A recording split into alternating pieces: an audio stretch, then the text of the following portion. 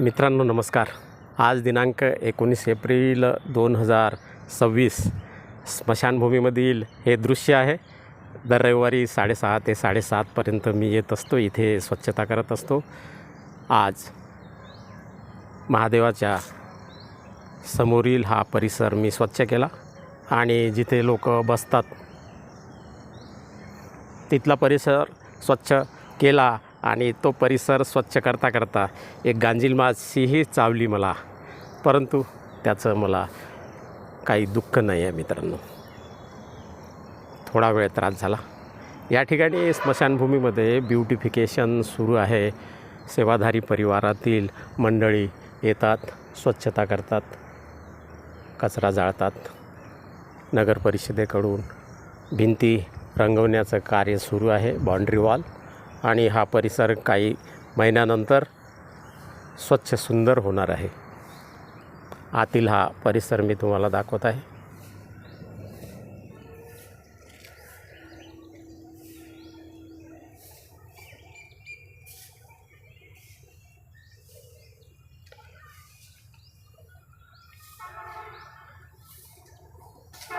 आदरणीय कविवर मंगेश पाडगावकर यांची कविता मला आठवली, ते तुमच्यासमोर मी सादर करीत आहे. आज ते जर असते तर त्यांनी काय म्हटलं असतं. त्यांनी लिहिलेलं आहे एका कवितेमध्ये, उदासबोध या कविता संग्रहामध्ये.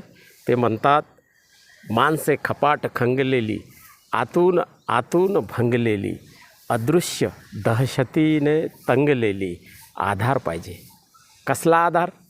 येथे प्रत्येकास हवा कोणीतरी जबरी बुवा, जो काढेल साऱ्या बुवा मनातल्या चिंतेच्या.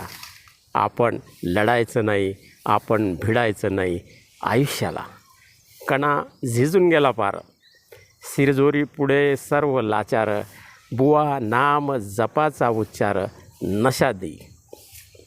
बहुसंख्य लोकांना बुवा पाहिजे असतो, महाराज पाहिजे असतो, गुरु पाहिजे असतो, परंतु त्यांनी खरा गुरु कोणता, खोटा गुरु कोणता याची जाणीव करून घ्यायला पाहिजे, तपासणी करून घ्यायला पाहिजे आणि त्यानंतरच त्याचा स्वीकार केला पाहिजे. नाहीतर गाडगे बाबा सांगून गेले, असली साधू संत सब चले गए, बचे चपाती चोर. जे चांगले असतील त्यांचं आम्ही अभिनंदन केलं पाहिजे आणि जे नकली असतील, ढोंगी असतील, पाखंडी असतील त्यांच्याकडे दुर्लक्ष केलं पाहिजे आणि आनंद प्राप्त करण्यासाठी जगलं पाहिजे. यामध्येच आपले समाधान आहे. एक आमचे मित्र या ठिकाणी स्वच्छता करत आहे. त्यांना विचारतो की ते केव्हापासून स्वच्छता करत आहे. आपलं नाव काय आहे मित्र? भगवान सीतारामजी धाडवे. कधीपासून तुम्ही या ठिकाणी येता? 1.5 वर्षापासून सेवा चालू आहे.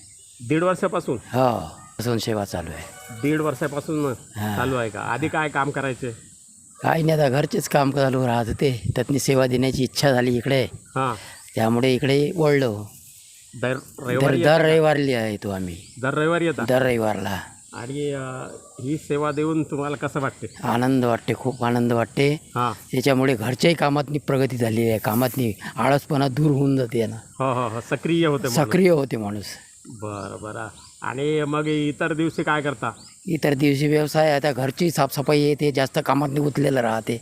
जशी इथलीच आहे वैकुंठ सेवेची आहे, हां. त्याचप्रमाणे घरची सेवा चालू राहते सकाळी उठल्यानंतर. बरं, एक मला तुम्ही सांगा की अनेक लोक म्हणतात की स्मशानभूमीमध्ये भूत असतात, आत्मे असतात. तुम्हाला दिसले का कधी? भूत नाही, काही नाही, काही भीती वाटत नाही. पहिले वाटत होती असं की सुरुवातीला? बा हां. स्मशानभूमीत आल्यानं बा असं होते तसं होते. इथं गेल्यानं उलट चांगलं वाटू राहिलं आता. हो का? हां, म्हणजे भीती प्रसन्न दूर झाली? दूर झाली ऑटोमॅटिकच. म्हणजे याचा अर्थ मनात भीती वाटत नाही या बाबतीत. भूत वगैरे काही काही नाही, आत्माही नाही आहे. आत्माही नाही आहे, आणि या ठिकाणी कोणत्याच प्रकारची भीती वाटत नाही भीती तुम्हाला? वाटत नाही. आणि काही मुलांना संदेश काय देणार तुम्ही धाडवेजी? मुलांना एकच संदेश देईल, हां. आपला कमीत कमी 1 तरी तास इकडे दर रविवारला दिला गेला पाहिजे. कारण याच्यामुळे स्वतःच्या मनालाही प्रसन्न वाटेल हां. आणि सेवाही घडेल आपल्याकडून. अच्छा अच्छा. आणि साफसफाई झाल्यानंतर दुसऱ्या लोकांनाही माहिती कळेल हो हो, की बा ते सेवा चालू आहे. ठीक आहे, चांगली गोष्ट आहे. हां असंच तुमचं कार्य सुरू ठेवा आणि दर रविवारी आपण भेटत जाऊ या ठिकाणी आणि आनंद निर्माण करत जाऊ. धन्यवाद. ठीक. ऐकलं मित्रांनो, त्यांना या ठिकाणी येऊन सक्रियता आली त्यांच्यामध्ये, त्यांना चांगलं वाटते, आनंद वाटते. या ठिकाणचं हे कार्य निःशुल्क आहे, स्वयंप्रेरणेने या ठिकाणी काम करायचं असते, ते करतात. प्रत्येकाने काही ना काही चांगल्या गोष्टी केल्या पाहिजे.